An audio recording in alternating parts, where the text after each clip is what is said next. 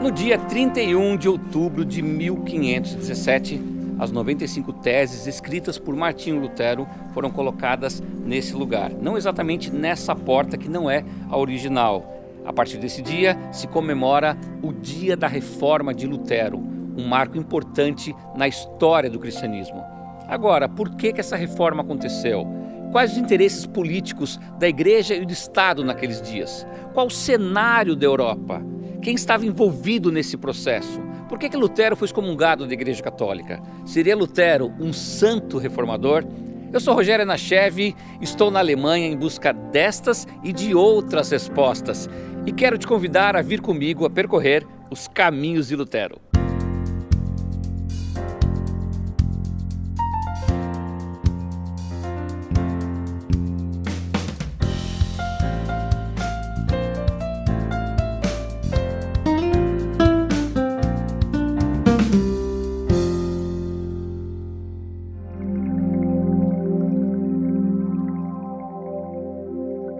Um professor meu dizia que um texto fora do contexto é um pretexto para várias interpretações.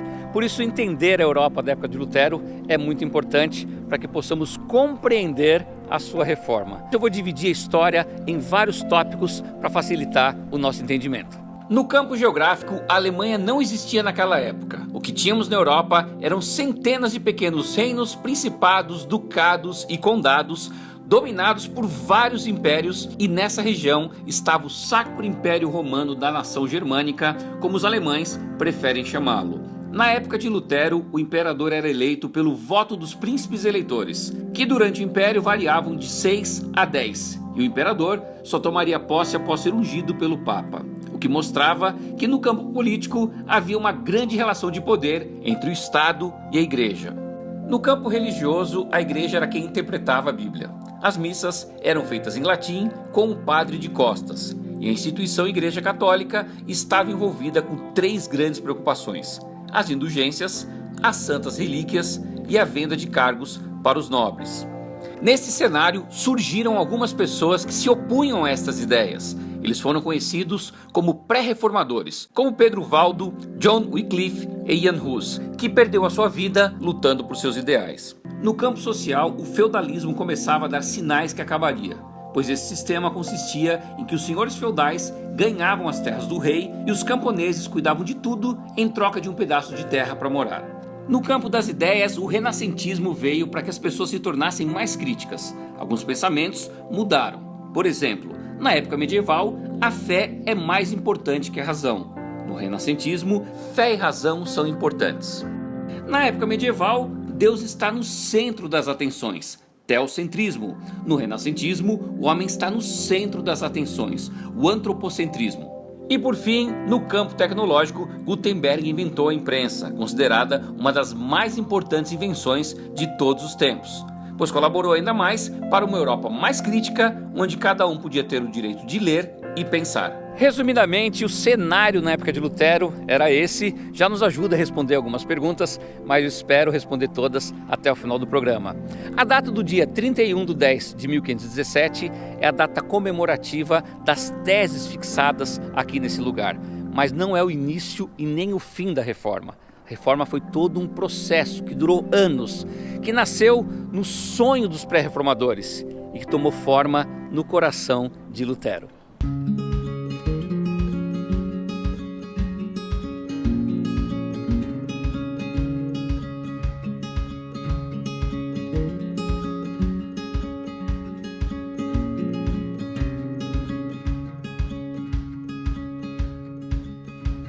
Nosso caminhar pela vida de Lutero começa na cidade de Eisleben, onde no dia 14 de novembro de 1483 ele nasce e recebe o nome de Martin Luther. Ao que nos conta a história, Lutero teve uma educação muito rígida com seus pais Hans Luther e Margaret Lindemann. A casa de Lutero está um pouco diferente desde a época que ele nasceu, principalmente a parte interna, que já não guarda mais os objetos ou os móveis da família. A parte externa está praticamente intacta. Hoje esse lugar é um museu com uma exposição permanente. Logo no dia seguinte do seu nascimento, Lutero é levado a poucos passos daqui na igreja de São Pedro e São Paulo, onde é batizado. Antes de visitar a igreja, nós vamos entrar no museu e ver uma peça diferente relacionada à reforma.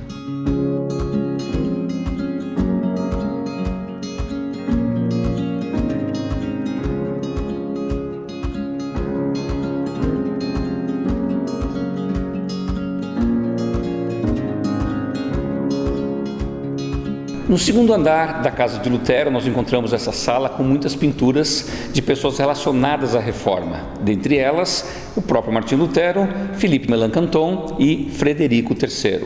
No final da sala eu encontro a escultura de um cisne. Agora, o que tem a ver um cisne com a história de Lutero ou a história da reforma? A partir do século XVI, o símbolo de Lutero era um cisne. Mas para a gente entender essa relação, vamos voltar alguns anos. 1415, um dia em que o pré-reformador tcheco Jan Hus foi sacrificado, foi queimado. A palavra Hus significa ganso. Hus diz o seguinte antes de morrer: hoje vocês estão cozinhando um ganso, mas virá um cisne que será impossível de vocês assá-lo. Dentro do coração de Jan Hus já existia o sonho de que nasceria um grande reformador. Nesta exposição na casa de Lutero, encontramos muitos documentos e escritos originais, impressos e de próprio punho de Lutero e seu fiel amigo Philippe Melanchthon. Como disse, a parte interna perdeu sua forma de quando a família Luder vivia aqui, e este lugar se tornou patrimônio histórico desde 1817, conforme esse documento que vemos na casa. Agora é a hora de visitar a igreja onde Lutero foi batizado.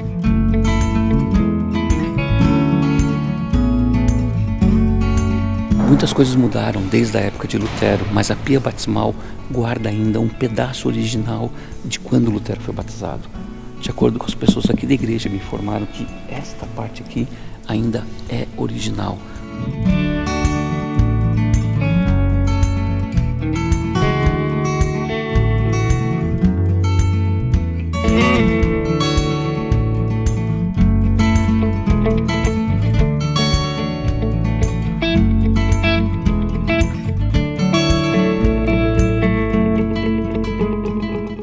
Agora, o fato é que essa igreja é a única no mundo que eu conheço, pelo menos, que tem 2 lugares para as pessoas serem batizadas. Eles podem optar tanto pela aspersão como pela imersão. Quando Lutero tinha apenas 1 ano de idade, os seus pais resolveram mudar de Eisleben para Mansfeld, para onde eu estou indo agora. A família de Lutero chega a Mansfeld sem muitas posses. Seu pai começa a trabalhar com mineração de cobre, profissão que teve até o final da sua vida. Essa foi a casa onde a família se estabeleceu e Lutero viveu neste lugar por 12 anos. Aqui Lutero experimentou uma educação muito rígida dos seus pais, que sempre o educaram conservadoramente dentro dos preceitos da religião.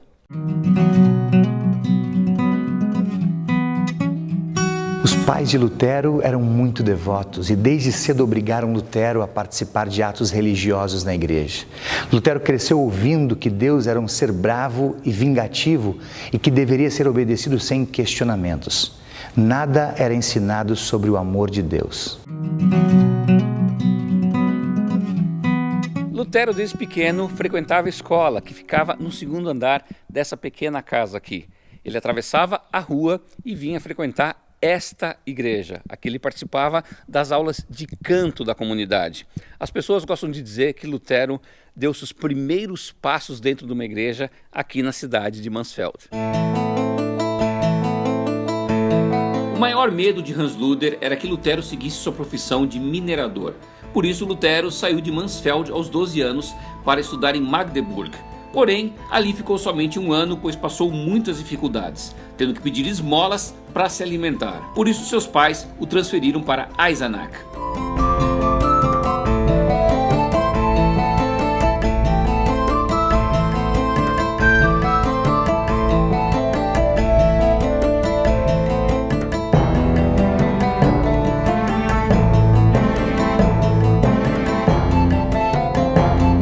Em Eisenach, Lutero veio morar com os seus tios, parentes da sua mãe. Infelizmente, passou muitas necessidades por aqui. Tinha que sair à rua pedindo por sua própria comida.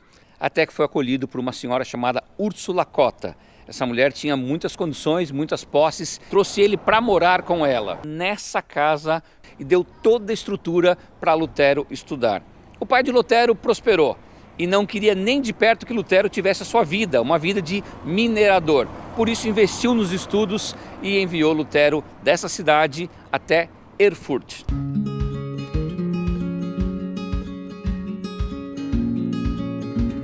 Lutero chegou em Erfurt no ano de 1501 com apenas 17 anos. A cidade era muito próspera, centro intelectual da região. Tinha mais de 1000 estudantes. Lutero, muito animado, ingressou nessa universidade, onde se formou mestre em artes. Aqui ele fez gramática, retórica, metafísica e lógica. E depois se formou doutor em filosofia. Mas o seu pai ainda não estava satisfeito com tantos títulos que Lutero tinha. Ele queria que Lutero fosse um advogado. Lutero ingressou no mesmo ano no curso de Direito, mas mal sabia o seu pai que ele ficaria apenas 6 meses estudando essa matéria.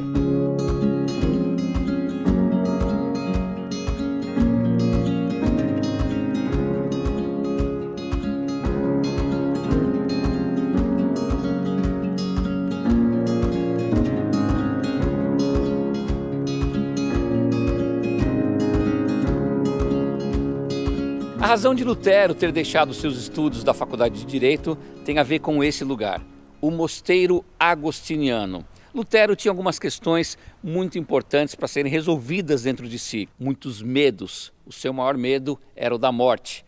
A situação se agravou quando Lutero estava retornando da casa dos seus pais em Mansfeld. Era o dia 2 de julho de 1505. No caminho, a cerca de 10 quilômetros aqui da cidade, começa uma enorme, forte tempestade. Lutero não tinha para onde correr, não havia abrigo. Chuva, trovões e raios era o que cercava Lutero naquele momento. Com muito medo da morte, Lutero se ajoelha e faz uma oração para Santana, a mãe da Virgem Maria. Santana, se você me salvar, eu me tornarei um monge.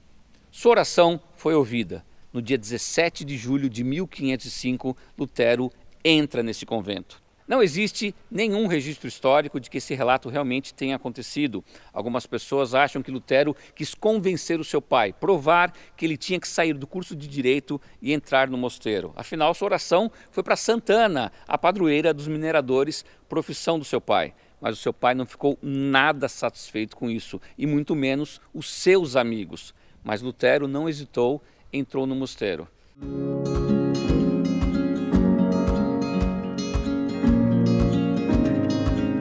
O mosteiro não existe mais. Infelizmente foi desativado, apenas parte da sua estrutura ainda está por aqui. Mas a igreja que Lutero frequentava, ela ainda se mantém exatamente como era. Está aqui na minha frente.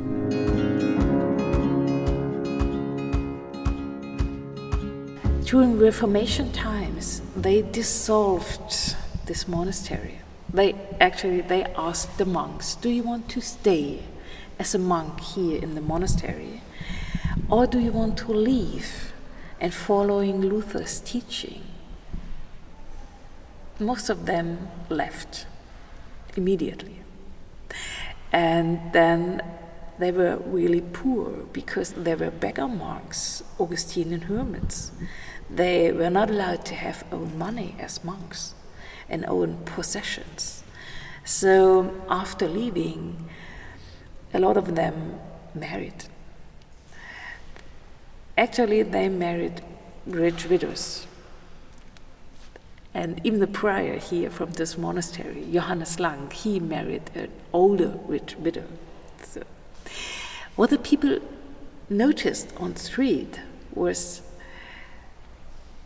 the monks and even the nuns left monasteries and nunneries. And the world exists like before. And then they married, and the world exists like before.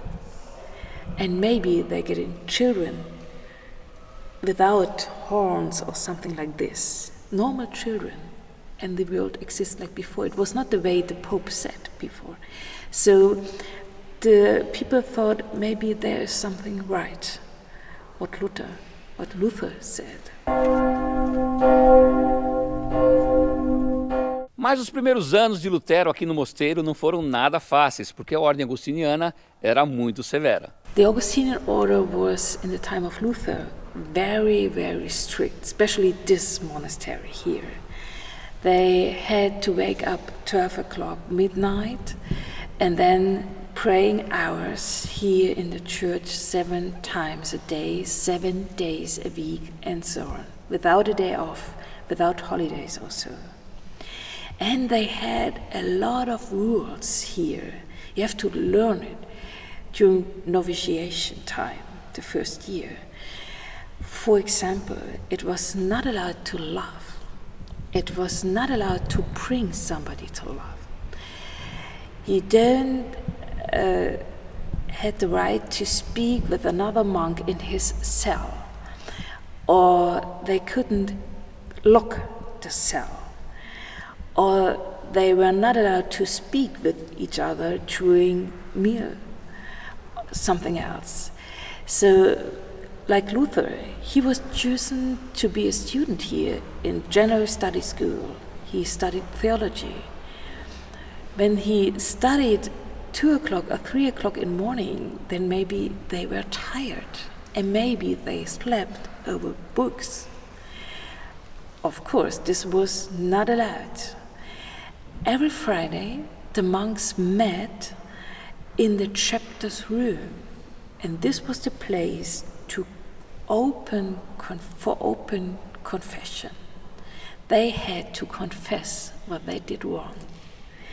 So then he had to confess, I slept over the books.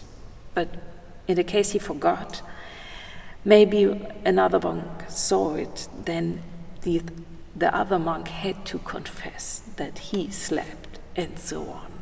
It was very, very strict order. Maybe this was a reason for Luther to choose this special order to be a part of it. We do not know why he chose this Augustinian hermits. We had Benedictines, Dominicans, Franciscans, and so on, all orders here in town, but he chose the Augustinian hermits.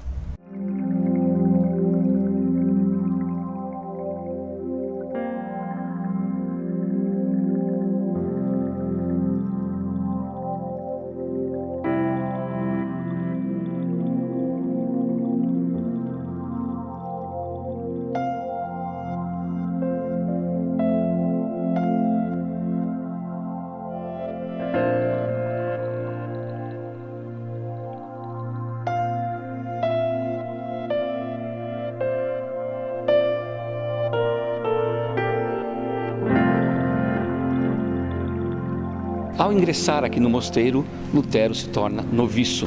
Sua cerimônia acontece exatamente neste lugar. Aqui ele se deita num formato de cruz, se entregando de corpo e alma. No ano seguinte, em 1506, ele se torna monge, é ordenado monge. E em 1507, ele realiza a sua primeira missa.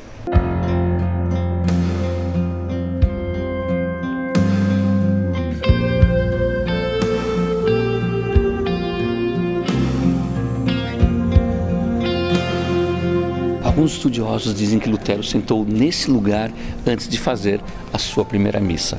Foi neste mosteiro que Lutero começou a ter mais contato com as Sagradas Escrituras. Até então, ele e a grande maioria das pessoas pensavam que a Bíblia toda se limitava aos pequenos textos que os sacerdotes liam todos os domingos na missa. As pessoas não tinham ideia que era um livro muito maior. Lutero desenvolve um hábito de leitura diária desse livro. E conforme ele foi desenvolvendo só a leitura da Bíblia, mais ele foi se aprofundando com as suas novas ideias. Lutero era muito querido na cidade, tanto que saía por aí todos os dias pedindo esmolas, alimentos para a igreja, trabalhou até como coveiro aqui no mosteiro. Aqui começou a construir o seu caráter de reformador. Foi aqui que nasceram as primeiras sementes da reforma.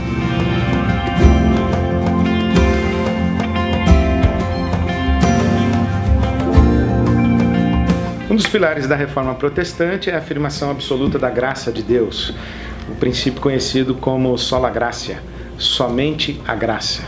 E isso vem de uma experiência muito própria, particular e pessoal de Martinho Lutero. Lutero era um homem razoavelmente perturbado, ele era angustiado na sua alma, ele carregava uma culpa, era radical no seu compromisso com Deus, tentava obedecer a Deus e fazer a vontade de Deus e lutava consigo mesmo e era consumido interiormente por não conseguir realizar a vontade de Deus.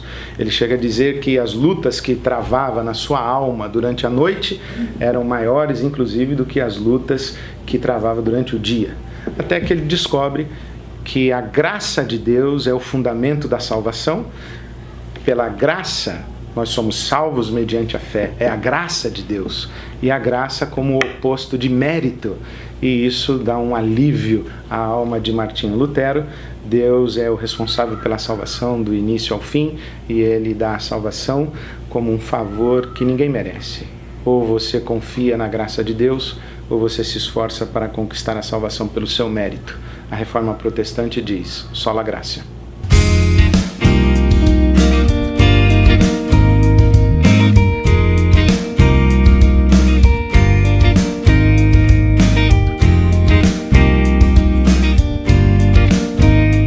A ordem de Lutero era muito rigorosa e severa, mas não por isso era menos rica.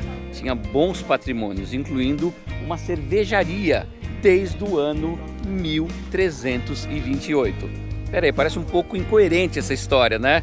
Na realidade, a cerveja sempre foi algo muito importante para os monges, era considerado como o pão líquido.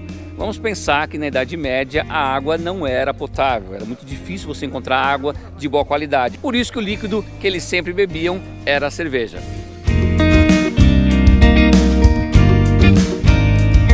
Em Erfurt, Lutero conhece Johann von Staupitz, seu superior no mosteiro. Ele foi seu mentor espiritual e pai na fé. Lutero dizia que se não fosse Staupitz, ele teria afundado no inferno. Staupitz foi o maior incentivador para que Lutero fosse estudar e lecionar em Wittenberg. E foi assim que Lutero termina uma fase importante da sua vida em Erfurt e se dirige para Wittenberg, onde ali começam suas maiores divergências com a igreja. Mas será que Lutero queria mesmo romper com a igreja? A reforma é um tema central na vida da igreja. Tem um dito que diz, Ecclesia reformata semper reformanda, que a igreja que se reformou, ela continua sempre com a incumbência de se reformar a cada momento. E essa reforma que se pedia era uma reforma in capite, na cabeça, et in membris, e nos membros da igreja, que se queria dizer que o povo fiel tinha que se reformar de costumes que não eram adequados aos costumes cristãos, mas sobretudo a cabeça da igreja, que tinha realmente entrado num período muito infeliz, não só o Papa, mas também bispos. Então esse clamor da reforma era um clamor geral na cristandade. E quem puxou o fio da reforma, os primeiros foi Francisco de Assis, com a questão da pobreza, atender os pobres, viver pobremente, não ter propriedades, então podia questionar a riqueza na igreja. Depois teve na Inglaterra, com Wycliffe, um grande clamor para ter o povo acesso à palavra de Deus. Wycliffe traduziu a Bíblia para o inglês, tem reforma, uma igreja mais local, menos subordinado a Roma, a mesma coisa na Boêmia com Hus, que pedia liturgia na língua vulgar, pedia menos riqueza na igreja.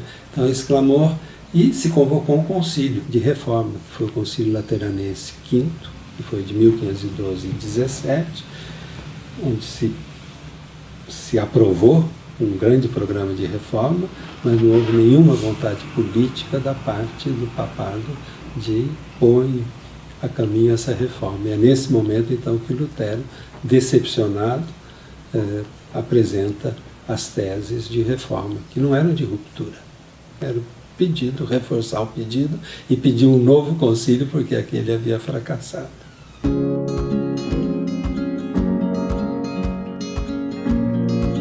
Quanta história já aprendemos sobre Lutero e estamos apenas no começo. E no próximo programa vamos estar em Wittenberg com muito mais histórias da Reforma.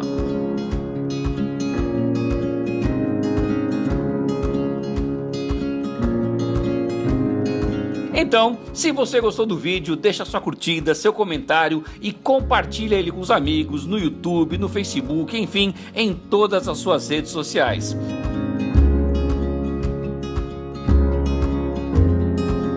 E agora é hora de você se inscrever no canal, acionar o sininho e se quiser ver mais vídeos do meu canal, clica aqui na playlist. E nos vemos no próximo programa, porque afinal de contas, dentro de nós sempre vai existir um louco por viagens.